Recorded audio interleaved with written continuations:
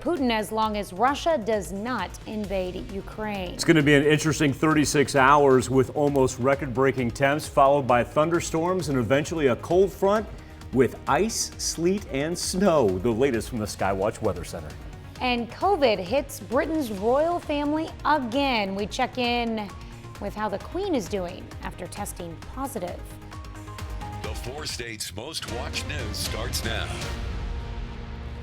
Police asked for the public's help finding an armed robbery suspect who they say held up a convenience store in Joplin. This is KOAM News at noon.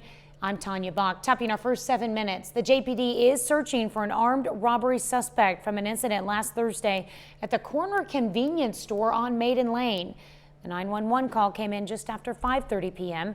Witnesses say the suspect held the cashier at gunpoint, demanded cash, and left with both money and merchandise. The employee was not hurt. Anyone who has any information about this robbery should contact the Joplin Police Department. A Northeast Oklahoma woman is headed to prison for intimidating a witness in a murder case. Authorities say Marie Morrow from Grove, Oklahoma assaulted a witness in the 2019 murder of Jerry Tapp in an attempt to intimidate them. 2 men, a father and son, are charged with Tapp's murder. Morrow pleaded guilty to assault with a dangerous weapon in Indian country. She is sentenced to 30 months in prison and 2 years supervised probation. You can read more about the case on our website at KOAMnewsnow.com.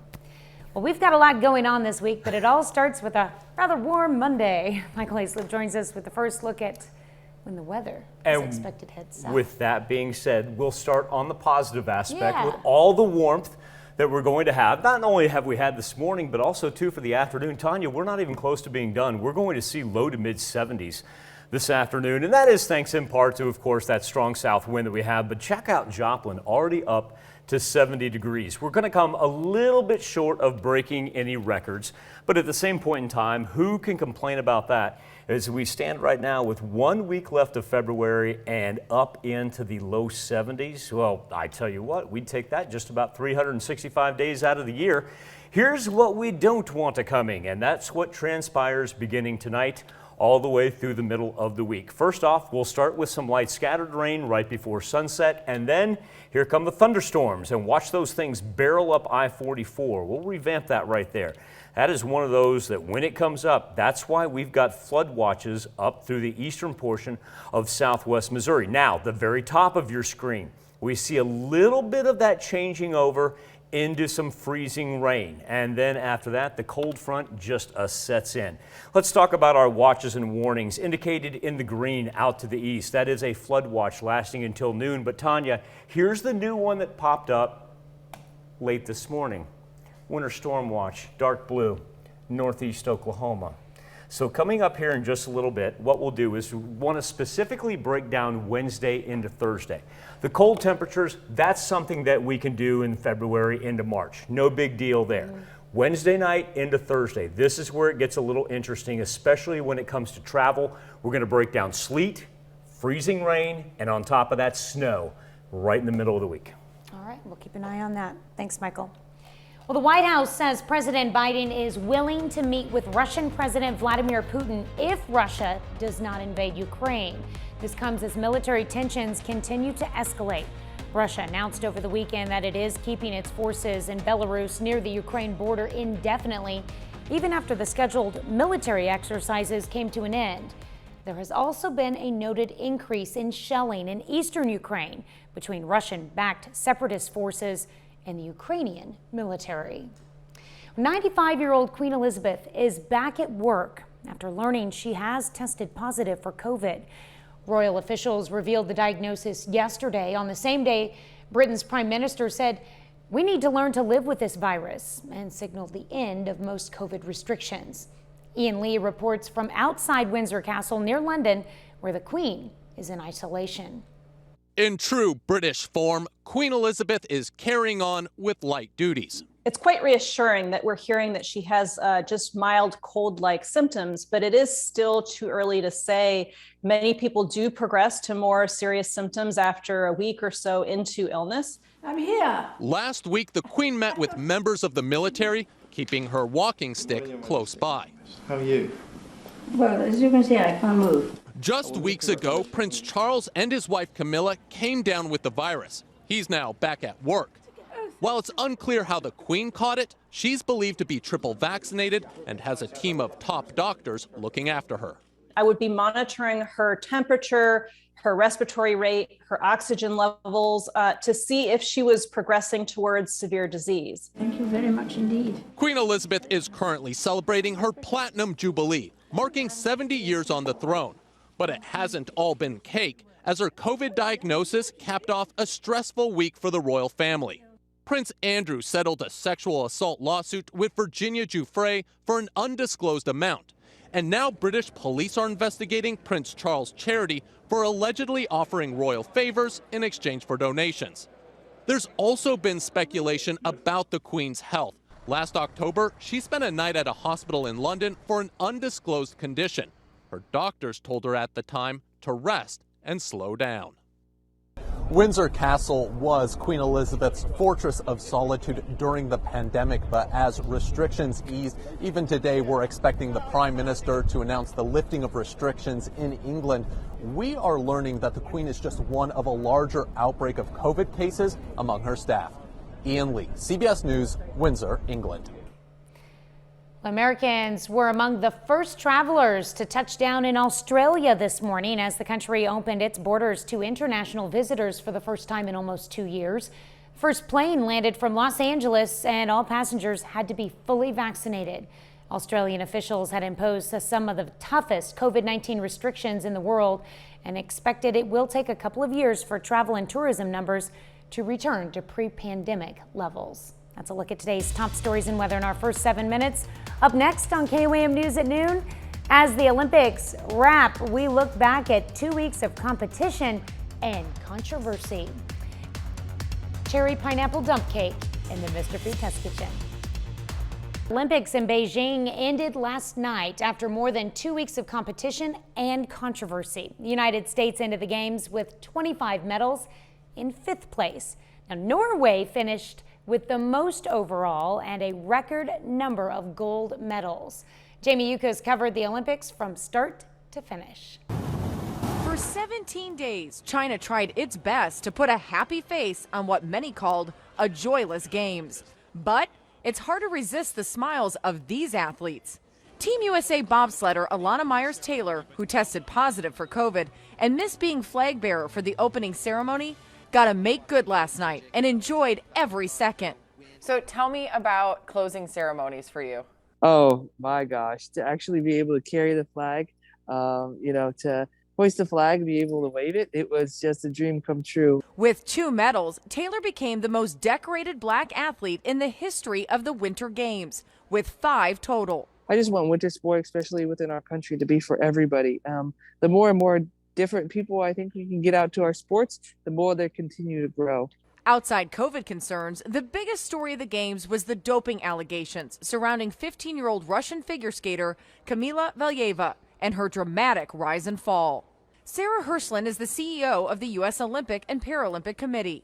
I hear from athletes all the time how frustrated they are that, okay, Russia's been punished, but they still operate just under a different flag and Russia's still in the name. It certainly doesn't feel like Russia's been punished when they show up and frankly have as much success as we've seen. Hirschland told us the U.S. will continue to push for investigating Valieva's coaches and staff and to strengthen anti-doping rules overall. Host nation China can be relatively happy on 2 fronts.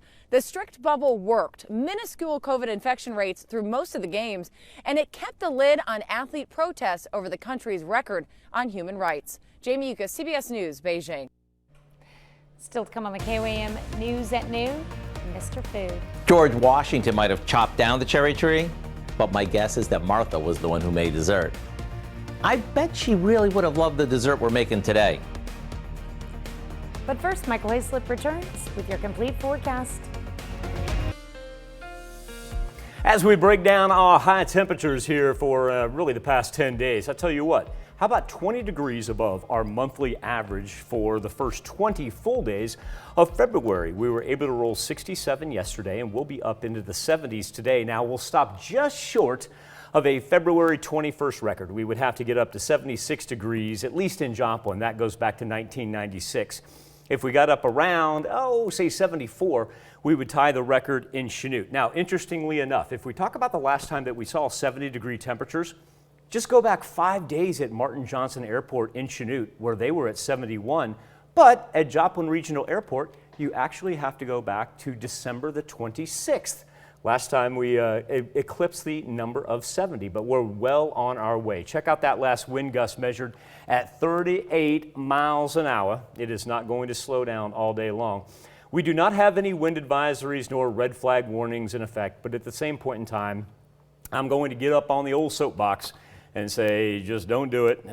It's just ripe for spreading. And also, too, it is giving us just a tad bit of a wind chill. We talk about it being 69 in Joplin. You can tell the wind chills throughout southwest Missouri right now, sitting about 62. So it knocks about 6-7 degrees off the temperature, but still very, very delightful for this time of year. As far as the cloud cover goes, it's been really interesting to kind of watch this high pressure system drop in from the north on us, because it's cleared out our skies considering the heavier cloud cover all around us. But also too, you know, when you get high pressure that drops in from the north, it's an indicator of what is to come. Now, when we talk about as far as the Skywatch storm tracker, nationally speaking, not a whole lot of movement, and that is because we are actually eyeballing this right here, that this morning was over the Baja Peninsula, but has now made its way on land. And so as this follows the jet stream and brings up some of that Gulf moisture, it's going to combo with the cold front right here. Look at the major gap in temperatures compared to where we are. 20-degree difference when we look at Denver, that's at 48. That's still not bad for them.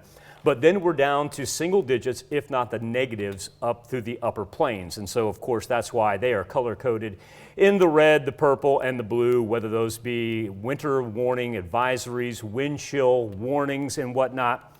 But, we've got some color-coded counties of our own. Let's start off to the east. The green indicating a flood watch lasting until tomorrow at noon. We'll tackle that one first because on top of that, now in northeast Oklahoma, we've got a winter storm watch all the way into Thursday.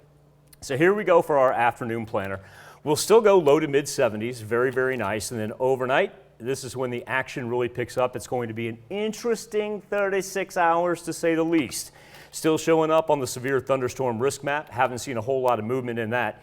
Get down around the yellow, and it has expanded to the north side of I-44. That's going to be some 50 to 60 mile an hour winds. Don't discount the chance for some February hail and intense rain to go along with it. And so here we roll. Timeline, looking at really midnight to about 4 a.m. for our heavy rain as it rolls through. Little freezing rain up to the top. Not a whole lot, especially when you think about what we've had for the first 2 weeks of the month. And then as we clear off, we just drop about 40 degrees temperature-wise. More importantly, let's work from Tuesday, Wednesday, and Thursday. Look at the Gulf moisture that begins to pop up and is going to roll through the panhandles up through northeastern Oklahoma and southern southwest Missouri. This is why we've got that winter storm watch for Wednesday afternoon into Thursday morning. Tanya, that is kind of what we're going to be eyeballing travel-wise. Everything before that, not looking too bad. It's just going to be the middle of the week that we're really going to concentrate on, especially during the morning news. All right. Well, we'll definitely be keeping an eye on that. A lot of changes coming this week. That was the big one that popped up this morning. All right. Thanks, Michael. We take this time to honor today's four-state hero, electrician's mate second class Michael Spahn in the U.S. Navy. The Weir, Kansas native served aboard the USS Mount Trail in 1965. He fought in Vietnam while attached to both the 6th and 2nd Fleets. To Michael Spahn, we thank you, our four-state hero. The inspiration for today's recipe comes from our nation's first president, and I'm sure he would have loved it too. Howard shows us how to make a cherry pineapple dump cake in the Mr. Food Test Kitchen. Every year on President's Day, it's been a tradition for us to make some type of cherry dessert, as a salute to George Washington chopping down a cherry tree. And every year, we get a tremendous response from all of you telling us how much you love those cherry desserts. So for all of you cherry lovers, here's a recipe that's as easy as it is good. We start by mixing together a can of cherry pie filling with a can of crushed pineapple, juice and all, in a baking dish. On top of that, we sprinkle on a package of dry yellow cake mix that we've tossed with a touch of cinnamon. add a crunch, we finish it off with some chopped walnuts and drizzle the whole thing with melted butter. I mean, it couldn't get any easier. It's all made in one pan, there's no mixer to deal with, and it bakes up in no time. Oh, you'll know when it's done, when the top is golden and the filling is bubbling hot. Imagine serving this over a big scoop of ice cream. I sure hope you'll go online and get the recipe for what we call cherry pineapple dump cake, so you can have one amazing dessert that is perfectly presidential. I'm Howard in the Mr. Food Test Kitchen, where today we found a cherry good way for you to say, ooh, it's so good. You can find this recipe along with a lot more good food from the Mr. Food Test Kitchen online. Just go to our website at KOAMnewsnow.com. Now here's a look at our 4 state market prices.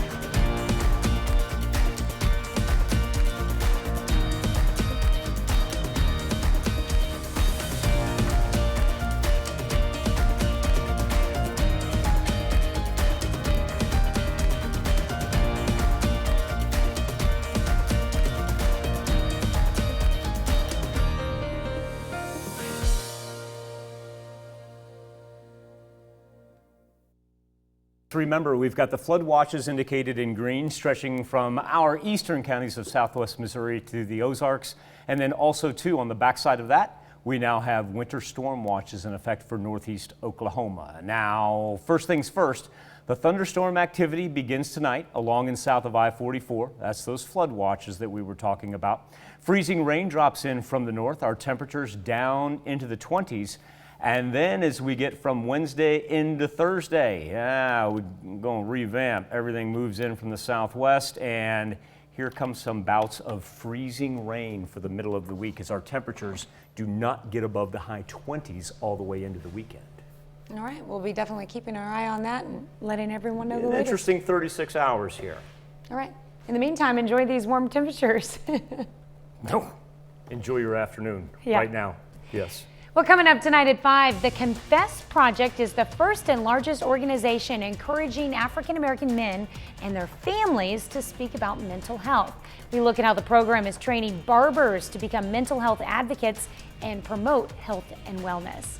Plus, we'll take a look at how the COVID-19 pandemic has impacted the opioid epidemic and what local resources are available for those who are struggling with addiction. And a 3-day training conference is underway at Downstream Casino for area healthcare providers. Join us for those stories and much more tonight on the KOAM News at 5. I promised Tanya that I would leave her with this. John Tyler, our 10th president on this President's Day, he was president during the 1840s. His grandson, 93 years old, still alive today. All right. Thanks for joining us, Tanya. Now, see you.